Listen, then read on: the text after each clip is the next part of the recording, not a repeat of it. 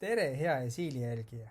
Mina olen Erki ja seekord tutvustan nädalaraportit teile mina, järjekorranumbriga 24. Vaatame siis, mida huvitavat oleme see nädal kirja pannud.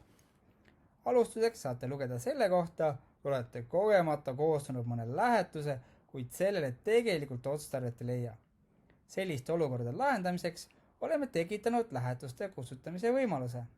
Kuidas seda teha, saate lähemalt lugeda, kui vajutate siia. Teine teema on tootmisülevaade mööblitööstusele, kus videos näidatakse, kuidas saada Esiili abil sisestada müügitellimusi, raporteerida operatsioone ning näha koondvaadet tootmises olevate tellimuste kohta. Kui see on miski, mis võib huvi pakkuda, vajutades siia ja Siim juba räägib teile sellest lähemalt. Viimaseks on kliendilugu, kus kasutajad jagavad enda kogemusi Esiiliga. Millised on sinu kogemused Esiiliga? Kirjuta meile info@esiil.com või postita Facebooki kasutades teemaviidet #Esiil.